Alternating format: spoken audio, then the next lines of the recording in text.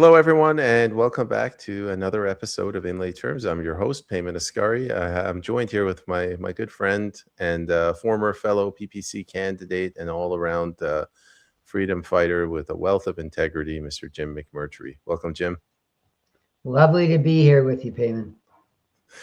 It's I think you and I, this is our fourth interview together. We met once on the campaign trail, and it's interesting everything that we've gone through. I mean, you have a far harder journey than me, but we've seen the evolution of the country. Yeah, lots happened in those 5 years. No, I mean, I brought you on a lots of times, and we've talked about your case. We're going to do it again, and I feel like what you've gone through is going to be a big piece in the puzzle of unraveling what's going on in Canada and putting a stop to it. So, for the fourth time, if you may, for the audience that didn't watch the last 3 episodes, could you maybe just give a recap of what you've gone through, your situation? Yeah, it's an honor to be able to do that, and I just want to make a plug for people like you, because it's still my case. Even though 2 weeks ago I was in the front page of the National Post, most mainstream media pays no attention to me. And but something happened to me recently, which I'll end with in a second, to explain why I was in the National Post. But really, my story has been, thankfully brandished about by good people like you who know that there's stories that are being untold elsewhere. And so I was a teacher in Abbotsford. I'd only just arrived, and I was in trouble right away because I resisted something which I didn't understand, the whole woke indoctrination. And about a year in, the topic of residential schools came up because of the story out of Kamloops. And I said disease and not murder. I was walked out, haven't taught since. And for 5 years, I've been fighting my employer, my union, because my union ended up dropping me because this is captured by this woke cult as any group.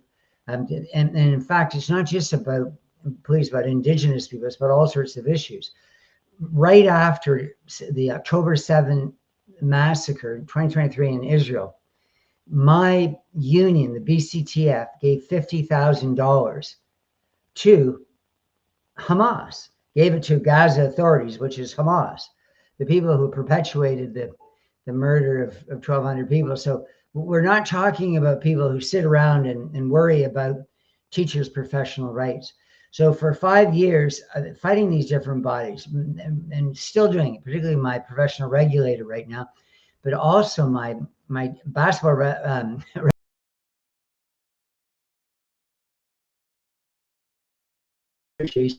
because I was for years and years volunteer basketball referee, and that was taken away from me because of all of a sudden I become this pariah because I'm questioning what I think most people know to be lies, whether it's the lie of all lies, mother of all lies, 2021. But I think that lie also was in the wake of other lies, whether it's, of course, COVID, whether it's George Floyd, and just sort of all these things that just became the trucker convoy in particular, and the things that were said about people like Tamara Leach. So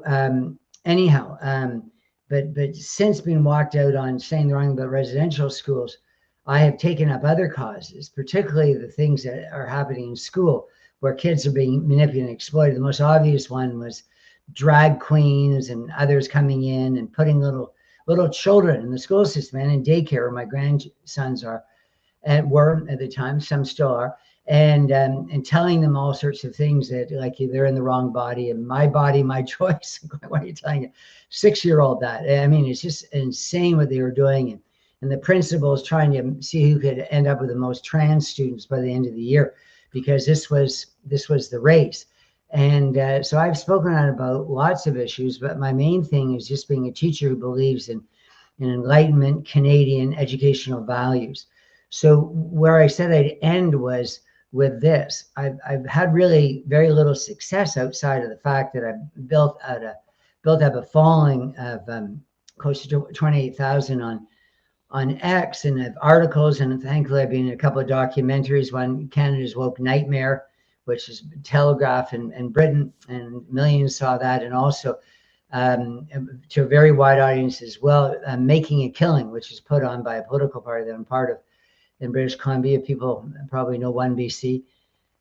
So where I've gotten to, and the reason that my story is kind of, I'm back in the National Post because I hadn't been for a lot of years over my case, was that the Justice Center for Constitutional Freedoms has done something which pleases me to no end, and that is they've given me a legal team to go to the Supreme Court of BC, and ultimately, I believe, to the Supreme Court of Canada, and get a precedent for people like you and others who are watching this, who believe that it's not good enough to say that we have these fundamental rights and freedoms.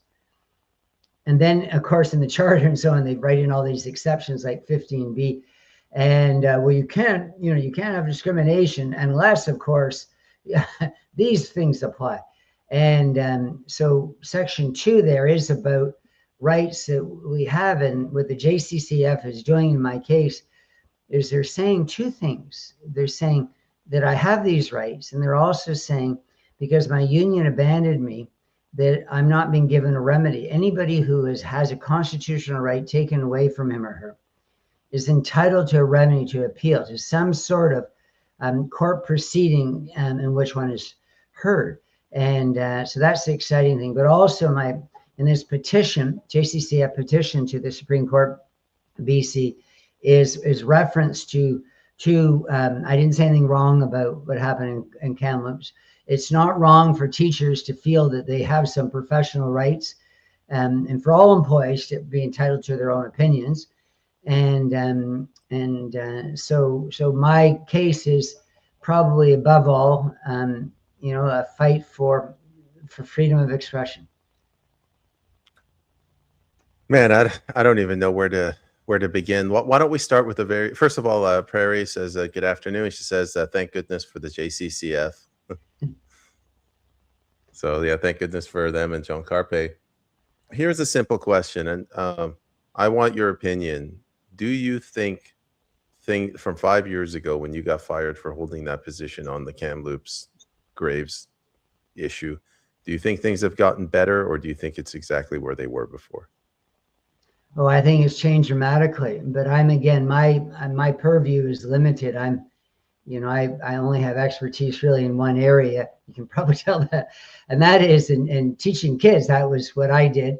And the school system has changed dramatically in the last 5 years. Has Canada changed with the recent legislation from the federal Liberals, which is in repetition of what they've done previously, which is, one piece of legislation after another to curtail speech in Canada.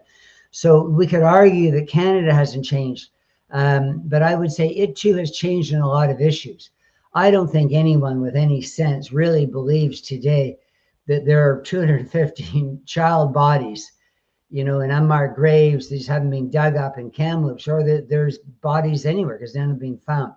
But in the school system, and this is what's most exciting for me. So I'm a guy who, was hit over the head pretty hard. But I was told in my own union it was the hill I was going to die on if I went against the zeitgeist, against this, the big societal mob, woke mob that's out in the street with pitchforks and torches and so forth, and wants to get anybody that says something that's, non-woke, uses the wrong word, like, I don't know, retarded or whatever. Just saying that word would get me gone from the school system.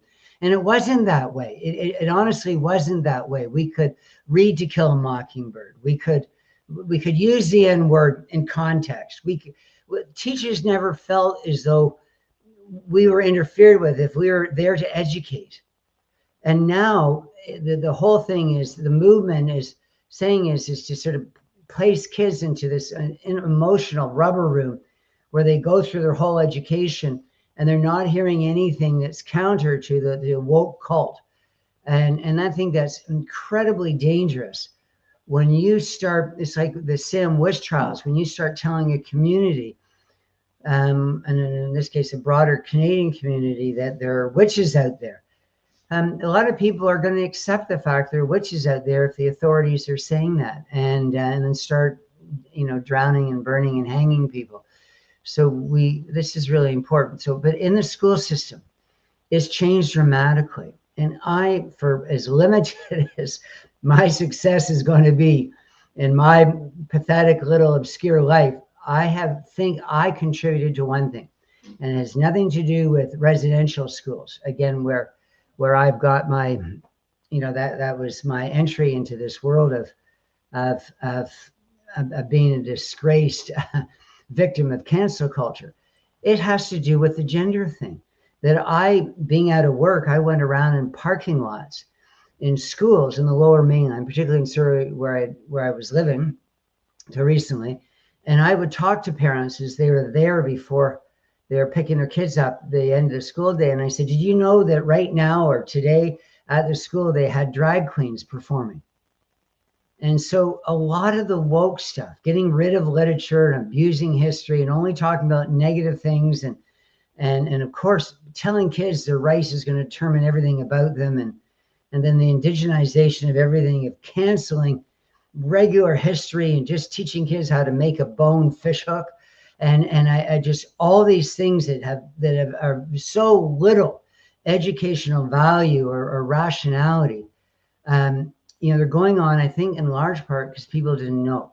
So look, there are people who are just infinitely larger, more important than I am, like a Barry Neufeld locally in British Columbia, or Billboard Chris, or Amy Ham, and I'm sure many others. But I alone, and this is important because others can do the same thing, I alone worked hard to alert parents to what's happening, and others. And I think that's the power that we as individuals have. We can't pass the legislation. We can't, and thanks goodness in some ways, because there tends to be, when people get elected or when people get put in positions of leadership in these institutions, they seem to sell their soul to the devil and just lose all ability to do what is right and rational. So I think the school system is not at all like it was 5 years ago. I think people are resisting all over the place, particularly with the trans kids, that there's no longer this idea that I have to be part of, as a teacher, part of transitioning a child and using a name with that child and identity and hide at the school and hiding it from the parent. Those things existed up until about a year or two ago, but I think it's just gone. And again, with the grave thing, there's no bodies for 5 years. We know there's no residential school. So maybe, just maybe, what they're saying about the nuns and the priests who ran these schools was wrong. And then, of course, if you look further, Payman, you realize that many of these people were absolutely extraordinary human beings, that they gave their lives to these kids. And so it's just this crazy Orwellian aversion, war is peace, ignorance is freedom, all this kind of stuff. So the ignorance is strength, freedom is truth. Oh my God, I've got it all mixed up right now. But you know what I'm talking about. So this equity wasn't equity. It was the opposite of equity. It was inequity. Diversity was university. It was just one way of thinking, and inclusion was exclusion. I mean, it's just incredible. What was right was wrong, and I think people are going to look back at this period in our history and go, could you think of a dumber set of ideas that ever could have gripped a society? The word I would use to describe what happened would be a persona non grata. So the last 5 years, people like yourself and a couple of others, maybe Amy Ham, they were persona non grata. And even if people knew that you were right, a lot of them, they just didn't have the courage to speak your story or even talk to you. But that's going away. And I'm not saying Canadians magically have found their courage. I think the narrative, the lie, it's just become so obvious now, thanks to people like yourself and Dallas Brody and Francis Widdowson, that I think finally people they're willing to talk about this. Well, thank you. And you've mentioned two people who are, immensely important to me because they've helped me out quite a bit. The old saying, Margaret Mead, the anthropologist, said that people say that a small group of committed citizens can't change the world, and yet that's all that ever has. And so coming back, give me another chance here. War is peace, freedom is slavery, ignorance is strength. And so what people, and you're part of our group, what we're doing right now is we're not trying to impose any ideology. There's no communism, national socialism. There's no this religion or that religion, or there's just none of that. It's just people who are saying that people have a right in Canada to the truth, to facts, established facts, and most fundamentally, to the right to weigh them themselves and come up to their own determinations. And so this idea that you've got millions of school children in Canada for whom their morals are now being prepackaged by teachers who greet them in kindergarten, still in some schools, not as many, by asking the very first day, what is your pronoun? What are your pronouns? Inquiring right away into their sexuality. So this is just awful. And so I'm really excited to be part of this. And yet we know we have more work to do. Jim, I got another question for you about your union. You mentioned that your union abandoned you. I have a very crude understanding of this, but when you join a union, you surrender your right to outside counsel. That's the bargain where the union says, we'll give you expert lawyers, but you can't go to an outside lawyer. And then the unions turn around and they slow walk it usually. Like, oh yeah, we're investigating. And then while the investigation is going on, you have no recourse. Is that what happened to you? Absolutely. Yeah. You see, what's wrong with the school system, and it permeated right through to the union and of course, all institutions in Canada, is that people lost sight of what their job was. And my father, who was for a long time, Chief Justice of Ontario, when he was asked by me on his deathbed about my case for the last time, because a lot of years I wasn't talking to him about it because it didn't make him happy. And he struggled in a lot of years of life. He said, what matters is you get at the truth. And I said to him, Dad, nobody's interested in getting at the truth. The moment I was fired, nobody in my employment, nobody in my profession, nobody called me in Canada, nobody. And I started right away. I was on X, I was writing articles, I was talking to people. I mean, wow, nobody came and said, I'll stand with you. You did. I mean, afterwards, later, but people came up and said, well, I'll support you. And it's great. And there are many today. But I mean, what I really needed was an institutional leader. I needed someone in a church. Just give me one church, one minister, one Catholic priest. Just give me one school official, one principal, somebody anywhere in Canada who would say, well, he wasn't wrong in what he said. So what the hell are you doing punishing him? That's all I needed. But I didn't get that. And so my union was just as the same. It was captured by all this iniquity, this idea that we committed original sin in Canada with our racism, like residential schools, and therefore everybody has to atone, and everybody can only say positive things about this group and negative things about people who look like you and me. And so my union's commitment for years and years and years was not to its job. No, it didn't mean it didn't represent me well at times. It didn't mean I didn't represent other people, and hasn't. I'm simply saying my union's chief, penultimate commitment is to woke or social justice ideology. They're very clear about that. My union, the BCTF, says we are a social justice union.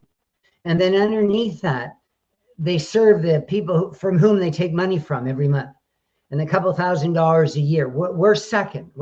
First is very much this really awful racial, communistic, social engineering brutality, and attack on people's fundamental rights and freedoms. So my union for the 5 years, almost 5 years that it represented me, I think in some ways it saw itself on my side, but it much more saw itself on the side, not of the employer, even though they thought the same way. It saw itself on the side of social justice theory, critical theory, which is you have to, if an Indigenous person says, you know, the world's flat, everybody has to believe the world's flat and it's better than what the scientists say. That's what we're teaching in schools, that Indigenous knowing is superior to science. And the conceit is unbelievable. Now, other people say, oh no, what's on even, oh, okay. So maybe some schools are courageous enough to say, well, you know, there's science and then there's Indigenous knowing, and you have to consider both. And that's the same thing about, you know, what the teacher meant 101 years ago, John Scopes in the Scopes monkey trial in Tennessee, he was talking about evolution in a time where people believed in creationism. And eventually, of course, it got to the point where the two were talked about equally. And then, since then, it's been about evolution. And so in the school system, I just make that point that my union could not extricate itself, even though I know at times they were listening to me and going, oh my gosh, and Jim's completely right. They couldn't they're caught in this web from which they just couldn't get away from, this glutinous web. And they had to be social justice warriors to their dying breath. And yes, that meant sacrificing some of their members, but so be it. This was the higher cause. You know, I want to paint a picture for the audience. So if we treat woke as a religion, so you have God's law, thou shalt not kill, and you have woke law, I don't know, thou shalt not offend. And if you have a religious Christian lawyer, that lawyer's responsibility is first to you, not to God's law. So if you're my lawyer and I've murdered somebody, you can't turn to me like, Payman, you did a wrong thing. I'm not going to represent you. It's your job to represent me. And it seems like your unions, that when you say their first responsibility was to woke, they basically they violated their oath to their clients. But if they violated, then they'd be out of their church. They'd be out of the religion. So this is the thing is, it's to a lot of people of faith, and I consider myself included there, that this is a pretty important vow. And so, but it made no sense because you don't bring into the classroom, because there is obviously an incredible diversity in the classroom. You can't come in and say you represent something other than academic values, which truth and honesty are part of, but other things as well, justice and goodness and kindness and all those things. So it is really strange for me that my union would abandon me as I said to them, and for years I knew they were going to do this, and they knew I was going to take them to I challenged them on it to the BC Labor Relations Board. And if I failed there, they knew I was going to go to judicial review, where I am, as said, in the BC Supreme Court. They knew that I was going to do all those things, but they knew that wasn't going to be in their interest. And they knew they were wrong about, they still have in their website, the BCTF still has a website, that there's 215 child remains in an orchard in Kamloops. Nobody has the name of any of these kids. No kids ever went missing, and only 2 kids ever died at the school. So it doesn't, and none of this makes any sense, of course, but they're just so, this is what martyrdom is that people subscribe to some view so powerfully that nothing comes in the way. And the example that I come to, maybe I've used a few times with students, is there were Iraqi mothers during that horrible war with Iranian mothers, I'll use rather, a horrible war with Iraq, which Iraq started. Saddam Hussein invaded Iran. And I'm sort of bringing it a little bit back. I'm being respectful of the fact that that's the part of the world that you're very familiar with ancestrally. But there were Iranian women who were giving up their children and they were wearing, the children had on their necks, as you know, plastic keys. And the keys were to allow them entrance into paradise. So they were sacrificing their own children. In this case, it was boys, because they didn't want real soldiers or adults to be going out in the mine and blowing up. Better a child go out, and so they could create a path through the minefield. And we just have to sacrifice some kids who can't help us in this immediate war effort. So that's the obscenity that results when people lose sense of the most important things. The most important thing isn't an ideology. It isn't being part of this group or that group, or genuflecting to this leader. The most important things are, and I'm going to use Christian values here, Payman, but I know some of the viewers may not be happy with that. But Judeo-Christian values that I grew up with, in my view, have not been superseded by anything else. And I've looked everywhere, and I just think, the example of being good to others, doing what you can, not thinking so much about yourself, but I mean, these core principles are just so much more important. And yet people, for money and fame and power, they just lose their basic morality. And of course, most Muslim people, Hindu people, Sikh people, people of all different, Buddhists and whatever, atheists, all people I know, they would say the same to me. You say, well, those are my values, of course. I do charity. I'm nice to people. I hold doors for old people.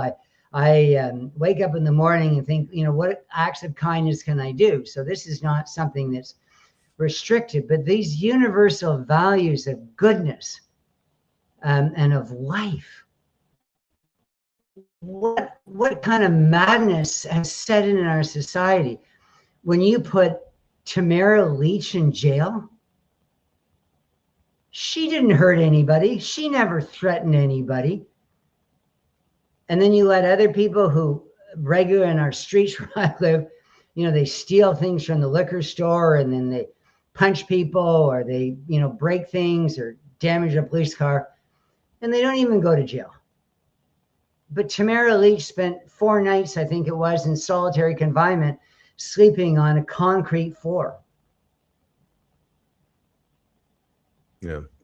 It's a 2-tier system, or alternatively, it's a 1-tier system, and it's working exactly how they want it to work.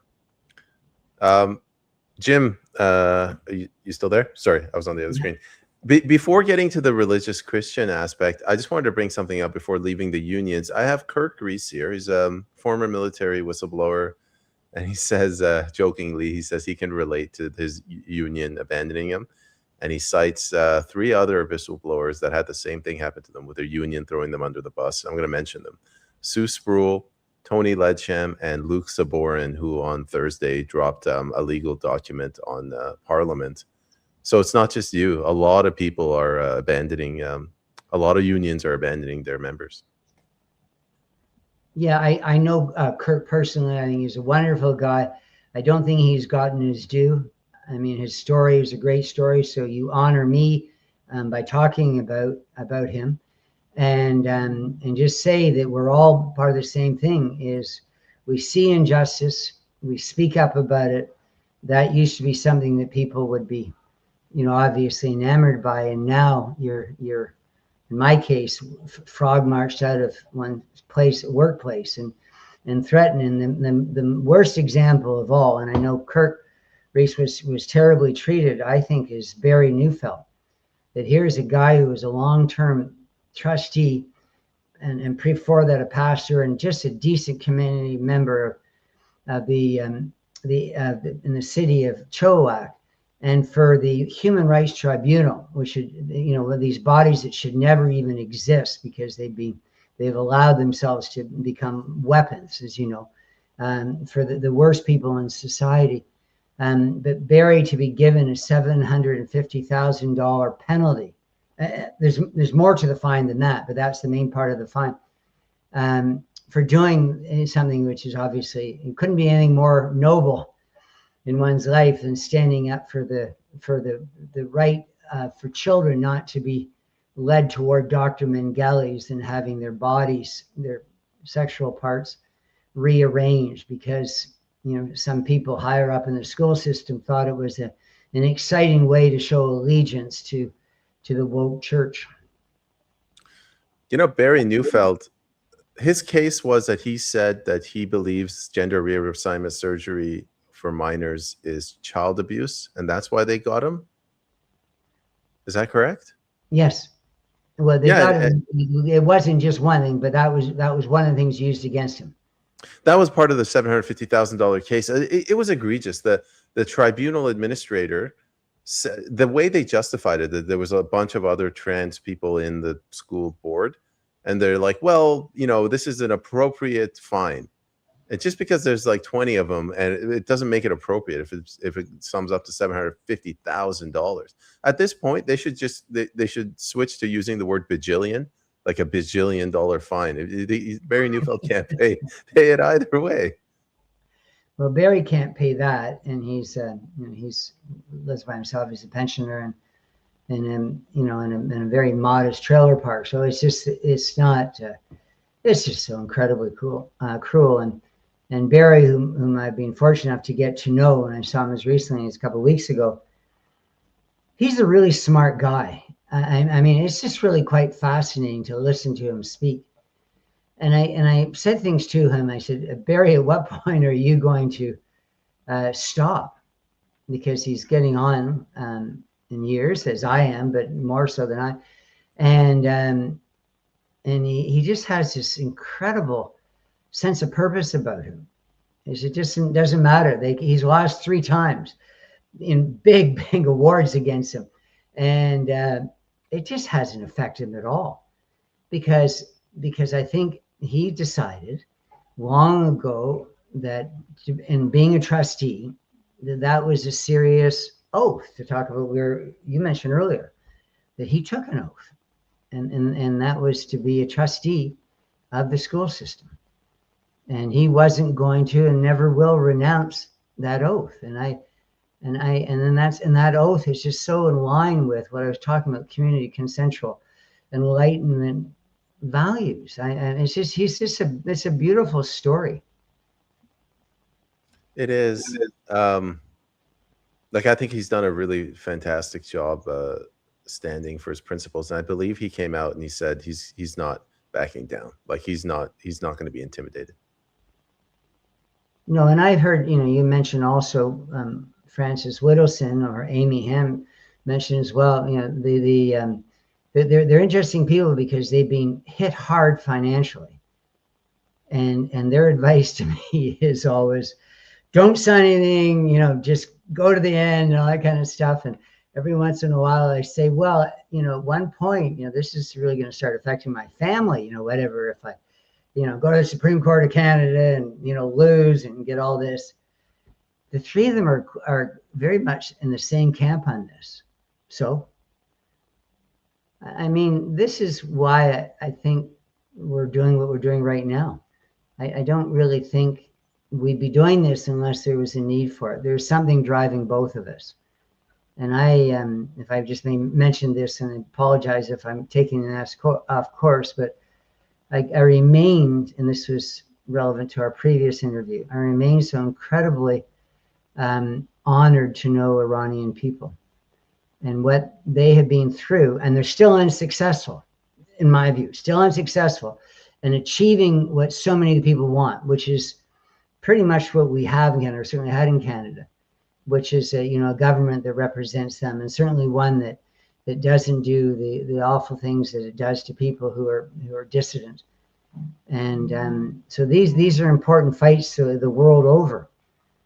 And so we think globally, but we can only act locally.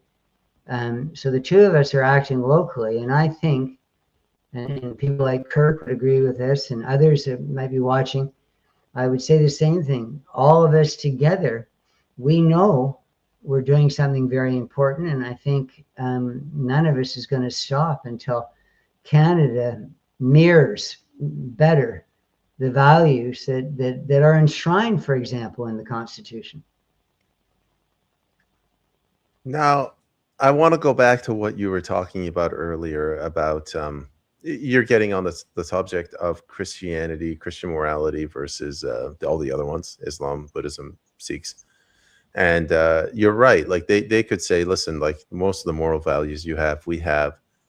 And I think of Texas, they all, apparently Muslims, I don't know how it works, but they have to like wash their feet when they pray or something. And if you've ever been in an airport, it's a horrifying thing when you go to wash your hands. they stuff paper towels in the sink, and then you got like a grown ass man wash his feet. But like I get that everybody's entitled to their beliefs, but like at some point you have to say, listen, this isn't how we do things here. Like if you want that, that's fine. Go through Muslim airports or just don't fly through Canada. But like I don't know what your views are, but with this now in Saskatchewan, they want to open it up with Muslim prayer. I think it's going a little too far. Yeah, well, they're doing that in the school system, and I've been fighting that for decades. Particularly Friday prayers, where the school I was at for a long time in Surrey called Princess Margaret Secondary, they're letting kids go out for half days on Fridays, which is difficult if you're a teacher or a coach, because then you lose the kids. They go off, and it's usually 1 o'clock prayer, but they leave noon or 11:30 whenever lunch hour starts, or sometimes 11 o'clock, and then that's it, all you see of them for the day. And so it really was disruptive. Well, Princess Margaret, that school in Surrey, has evolved to the point where they've got prayer rooms, plural rooms, where they have radicalized teachers, and teachers in not just hijabs, but in burqas, and showing their face, but very strict Muslim wear. They bring in people from the Muslim Association, British Columbia, and the thing that upsets me most about that, and the principal, I have a picture of him, and I posted a few times and got tens of thousands of views for it. But he's wearing the keffiyeh, that is, if I'm pronouncing it right, the Palestinian headpiece and so forth, which is really a sign of jihadism, and that's become a symbol of. So he's wearing that, and I thought to myself, what would it be like if you were a Jewish kid at Princess Margaret Secondary today? But the worst of all, the most egregious of all, in a school setting, is seeing a girl go through her whole day at the school with a full face veil. And there are a number of girls at that school who are, all you could see with their eyes. And nobody will dispute that with me, because I've been in the school during the school day. I've seen it, and on more than one occasion. And it's absolutely horrifying. And I talked to teachers there, people that I worked with at one time, because I said I was there. My daughter went to the school there. My wife also worked at that school. And they all argued with me. Oh, well, it's majority Muslim school now, and we're just accommodating the people in the community. And you go, okay, what's it like for a westernized girl? Now, it doesn't matter what religion, it could be a Christian girl, but and that's for many people, or someone who's no religion, but a white girl at that school who would be part of maybe 5% of the population that's white. And she's wearing what Western girls wear, particularly in the warmer weather, whether it's whatever. But she's showing skin, and she's proud of her body, and she's trying to attract boys, as in a romantic sense, and just to be popular. And she's got makeup on, all that kind of stuff. You can just imagine the things that are being said, both expressly and tacitly, or through the undercurrents of people's mannerisms, being said to those girls, to the point where I don't think, this is where tolerance is so misunderstood by Canadians. Tolerance is not allowing people who are intolerant into your country. And that's what we're doing. We're allowing them in the school system. That you need to have every school that, first of all, no girl should be breathing through cloth or having her face hid. And that's not her choice. Anyone who says her choice is just an outright liar. This is compulsion by family or friends and our community and mosque and so forth. No girl chooses to live her life that way. It's just the social pressures, and the penalty, of course, if she doesn't conform. So what we have to do in a school, in any society, is you have to know how to live in it. I never would go up to a woman who's wearing a burqa, as much as I disapprove of that, and be mean to her and tell her to get out of her burqa. And I wouldn't be very happy if some person came to me and said I needed to dress differently. I think this is what we need to do. But the moment you start bringing in a lot of people with alien ideas about how to live, Tolstoy wrote about that. He said, the most important thing is about a house is how to live in it, and you can't live in Canada and maintain it if you're coming and you're putting up a loudspeaker to wake people up early in the morning to get to prayers. It's just not something that the community isn't fully in agreement on. How dare people think that? And so to me, oh, by the way, there's no pork at the school at Princess Market. What? There's no pork, no bacon. And I mean, how does that come in? So some poor kid brings his lunch and I mean, and then they'll say, oh, well, no, they bring it from home, but you just can't cook it at the school cafeteria and you can't sell hot dogs as a fundraiser. Anyhow, the moment you start bringing these alien ideas in, then you're not going to have democracy. And so I would say, I feel very strongly, I adhere to Christian values. I've said that, but I am above all, and this is what I recommend for my students. Above all, I am dedicated to the moral philosophy of one person, and that's of my own, that I have made up my own mind how to live my life and how to be good to others and so forth. And so I'm not dictated by any old scroll or scripture. I'm not dictated by anybody with more power or influence, money than I have, or bigger or stronger. No, none of those people have any influence on me. In fact, they might have a negative influence on me. They can go more in the opposite direction. And what I recommend, and other people can title their own views, what I recommend is everything you do in a school is consensual. And maybe it'll never be 100% consensual, but if you have an overwhelming number of people who think reading a book like To Kill a Mockingbird is a good thing for young people to do, then the one person who objects to it should not be able to have the book removed. And so I think consensually in Canada, that boys and girls should be able to grow up without being smothered by a 7th century ideology. And so I don't see many religions in Canada that are, I don't see any other religion in Canada that's comparable to the one that you mentioned, among others, and that's Islam.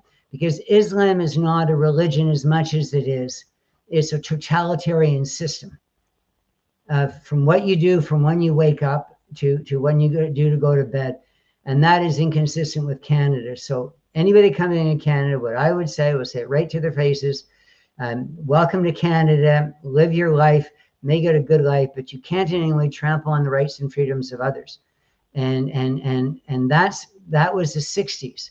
The 60s message, early 70s music, was this idea that do whatever you want to do as long as you don't hurt anybody else.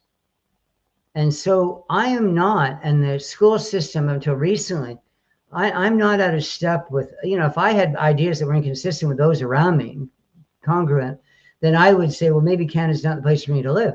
But that's not true. I know people in Canada don't want people coming into this country or people in the country doing anything to take away from other people's rights to, among other things, to civilly disagree. So I was born in Iran. My family, we weren't raised Muslim. I've never prayed or I've never gone to mosque except for Al-Aqsa Mosque in Istanbul as a tourist. I've been struggling with this. Like I have no problem with Islam. I mean, if they want to do whatever they want to do, believe whatever they want to believe. They got that speaker thingy, the Muslim prayer. That's fine. But you can't, like, it's just incompatible with the way things are done in Canada. And when I came to Canada as a kid, in my household, we're pagans essentially. In my household, we had pagan traditions. We ate our own food. We had our own New Year's. But it was an unwritten agreement. Canada said you can come here and you can participate in the Western legal tradition with the rule of law, and everything functions. No, there's no conflict, but please keep your habits confined, and after a few generations, those habits will be you will adopt our habits. I don't think Islam. I don't think it's compatible. I don't think it'll ever mix with Christianity. It's just it's two completely different cultures, and they can't leave side by side. You can balkanize, but that's it. And I've seen this happen over the last 35, 40 years in Canada. Like, it just doesn't mix. I can't respond to that because everything you said is beautiful, and obviously I believe in it 100%. But what you've done is just allowed me to go back to my story, which you asked me at the beginning of the show to talk about it a little bit. So what I did was wrong according to the people who have been telling us how to think for the last, certainly the federal Liberals for the last 11 years, is Canada, and coincides, Trudeau's election coincides, as you know, with the end of the release of the Truth and Reconciliation report. It's this idea that we committed cultural genocide. And then all the parliamentarians in Canada, October 27, 2022, voted to call ourselves a genocidal state, along with China and so on, because we committed cultural genocide. And then you unpack that, or kids ask, well, what is cultural genocide? Then you go, well, cultural assimilation. And then some kid will go, well, what's wrong with that? And that's all it is. It's assimilation, and it doesn't work. And this is the interesting thing about, again, I'm a basketball referee, taking my job away because I have views that are not woke enough online. But we just have these discussions. And one of them is with the sick kids, because there's an awful lot of kids in Calgary and Vancouver and Toronto and so forth who are from the Punjab, as you know, the Sikh or Sikh religion, however you want to pronounce it. And they, among the other things, the things that they wear is, you know, they've got a wristband, and it's metal. And so the argument is, what do we do with that in a basketball game? And then one year it's kids can't wear it, they have to take it off. The next year, they have to tape it up. And then the same sometimes with kids from different cultures, different traditions, with earrings and various things. And so we wrestle with this. But for me, it's always been, and I have never been in line with any of my referee colleagues, because they go, well, this is what the rule is this year. We're gonna do this, and next year we're gonna do that. I've never been like that. I just quietly tell everybody I'm gonna do, as a referee, what I think is right to do. And that is, that there's a kid wearing something of a different tradition or whatever it is, and it's not going to hurt anybody else in the court, then I let it go. And people always look at me, well, how can you, well, that doesn't work because everybody's doing this year, and everybody, and I say, no, you don't get it. This is what our law system is. It's case law. In other words, there's never anything set in stone. It's always, this is the rule, and this is what we do, until somebody comes along with a better idea. Canada is a project. It's just never going to be fully formed or figured out. And that's what a new democracy is meant to be. And so I would say, and this is so much part of my philosophy, when I'm a teacher in the classroom and they're telling me I had to treat these kids different because they're Black or Hispanic, and these kids Indigenous or trans or whatever, girls from boys, and you know, all these different things I had to do in a classroom. And I just always just said, or quietly just went along my business of just saying, no, that doesn't work with my morality. And I just don't understand. I lived in Switzerland, for example, for 6 years. I never had a Swiss person mad at me because I came into Switzerland and I said, damn it, you're all going to listen to me. I'm going to have a loudspeaker outside my, apartment every afternoon at 3 o'clock, and I'm going to blast the Beach Boys songs. I went into Switzerland with the understanding. I had criticisms, and I talked to my Swiss friends about things. I don't really like the smoking in restaurants, guys, or the speed of some cars on the road, or, I had my criticisms, and we talk about it. And that was it. I never assumed I wasn't a citizen. I never assumed I was going to go there and tell them how terrible their country is. And I always preface my comments saying, I love Switzerland, great Switzerland, but have you thought of this? And when a new immigrant comes to Canada and says, have you thought of this? What we need is to respect that and go, oh, well, what? And of course, immigrants come in all the time, and they make Canada better in all sorts of different ways. But the moment someone comes and opens their mouth and says something that a lot of Canadians are going to say, like no bacon anymore, because certain people refuse to eat pigs for no reason whatsoever other than an age-old superstition that they're dirty when they're darn well not dirty. They're just, as you know, 98.5% human. Therefore, they have worms too in their intestines, so you have to cook them well. Anyhow, it just, instead of being sensible, the people should do, they shouldn't form their own group. They shouldn't lobby unless they got ideas that they know other people are saying, that seems like a good idea. You want to crosswalk in front of the mosque because that road there is cars are going fast and kids at the mosque are in danger when they cross. Everybody would go, that's a great idea. Thank you for raising it. But this idea that they come to Canada, and many of them, particularly the Muslims, and say, well, we're the final religion, and it's just a matter of time before we're the majority and we're going to make everybody like us. And I go, if I did that in Switzerland, I hope they would have just picked me up and tossed me out that moment, because I would have deserved it. You know, Bruce Party, he came up with a draft constitution, and it's the best approach to immigration that I have yet seen. He said the citizenship provision should be changed. The only way to get Canadian citizenship is to be born to at least one parent that's a Canadian citizen. That right there, because like there's so many people that have come in. I'm an immigrant myself, but there's so many people that come in that don't speak the language, and they're just the Liberal Party just ushers them along. Like our Minister of Public Safety is basically a terrorist. Like he was a lawyer for a bunch of illegals from the Tamils that tried to get to British Columbia illegally, and they made him the Minister of Public Safety. Like I think it's getting to the point where we have to take citizenship away from the elected officials and say it's based on birth.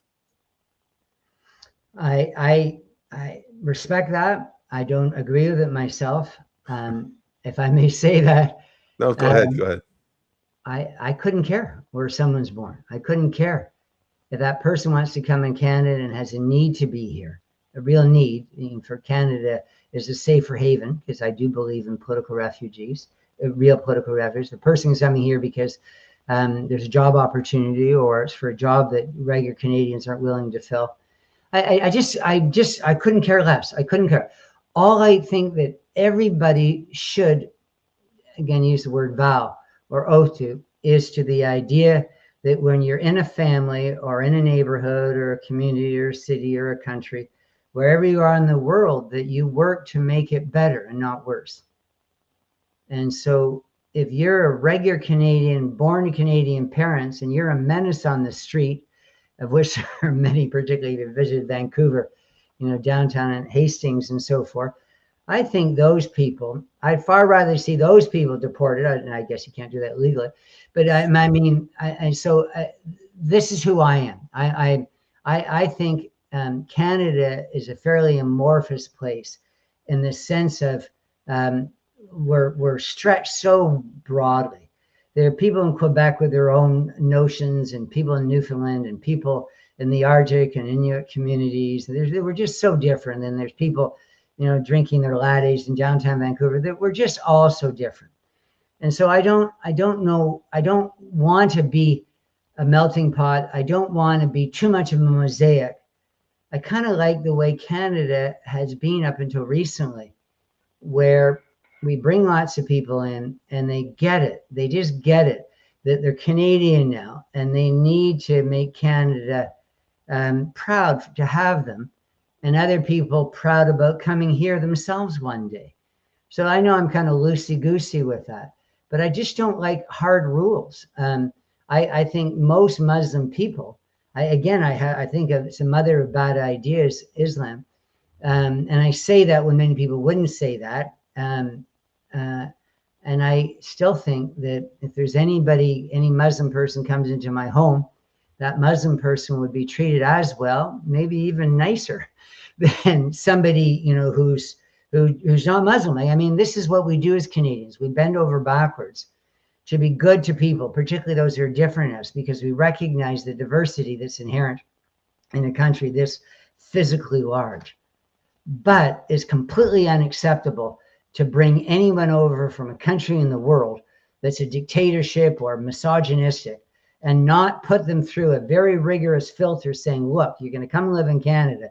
You need to know you don't dress like that in Canada with your face covered.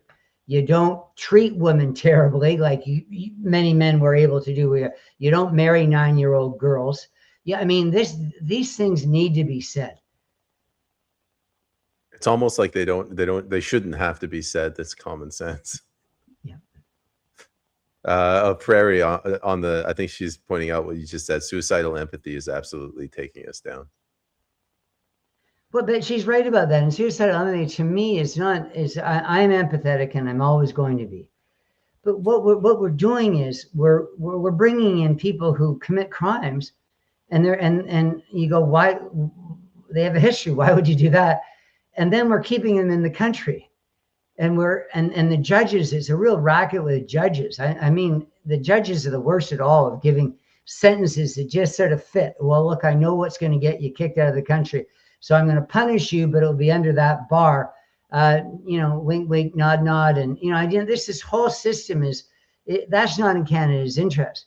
But that person's absolutely right. And God saw it. And I'm just reading a book right now on Rise and Fall of the Third Reich. It's another book I'm reading right now, a fantastic book. And I just quickly get to the idea here. And they call it the idea of, so it's not empathy. It's the idea of ideological pathology. And so what happens is we know there are people from certain parts of the world who have ideological pathology, that they don't get it. They don't get it. If you're coming from a country where the tradition is to kill, babies that are albino or whatever, all have no skin color, you don't bring people into Canada without instructing them that they can't set up shop here and recreate their homeland here and operate the same way. That there is an umbrella over us all, which is a good umbrella of laws and traditions and customs and so forth.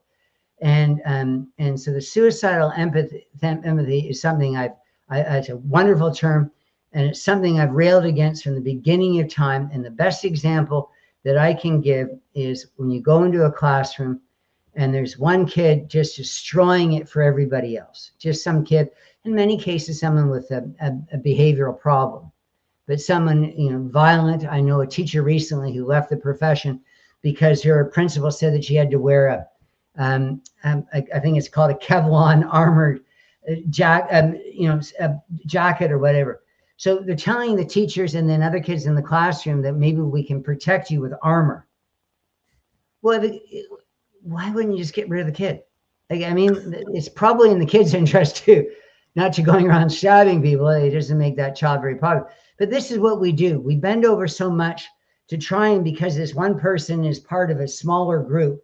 And the best example of suicidal empathy is what I posted about today was the city of Kamloops has lost much of its territory. If you go to Kamloops, you'll see one side of the river, there's nothing there because it's owned by the band that Kamloops and what's called the Kamloops Indian Band and First Nations band. So what they're doing is this band wants another 1.25 million hectares. They want all of city, they want Sun Peaks, they want everything in the interior of BC pretty much, and they want 50% of the revenue of the city of Kamloops, of all economic activity. We're talking about a few hundred people who have contributed nothing to the local economy, really. They really haven't, because all the money they have has been given to them. And what we're doing in that city is in 2002, the mayor put up a sign, sort of flag of the local band right beside the flag of Canada, and it's still there. And they said it's going to be permanent. So you've got one small section, the section that wants to take away everybody's rights, everybody's land, half of everyone's income, and we're making all these special things for them. And of course, they're still in the city council in Kamloops. They're doing land acknowledgements to these people. And if you know anything about history, you know that nobody's in any land for long. The Iranians, as you know, Payman, know that better than anybody, because it's just waves and waves of people coming in and out, and who knows, the shuswap, as we used to call the people in that area. And they're originally is, of course, people have moved in from the coast. They probably are there for a few hundred years, and they took over land that somebody else was on. And this is human history, but we are so pathetically empathetic that we want to completely cut off our nose, not to spite our face, but to think that we're improving our face by doing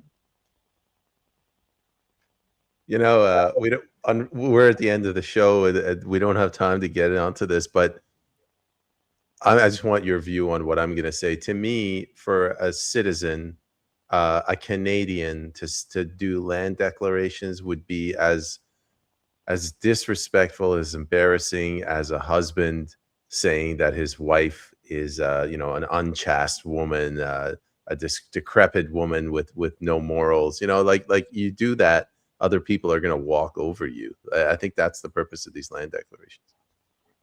I think they're really horrible. And the thing that upsets me the most, again, as a teacher, is you bring to Canada lots of people. From Iran would be an example, but Syria and Yugoslavia and Sudan, many places in Africa, where there are children that didn't have a home, or it was taken away from them by another warring group or whatever. And they come to Canada, and every day, at my school, it was every day, they do a land acknowledgement saying, this land is not your land. What your parents have come and worked hard to build up for a few years is not their land. That it's going to be taken away from you here in Canada.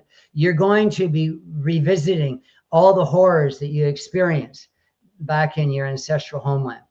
It's just the dumbest thing ever. And this idea of compelling any speech in a school is obscene. And that's why our side's going to win. It's just going to take a few years.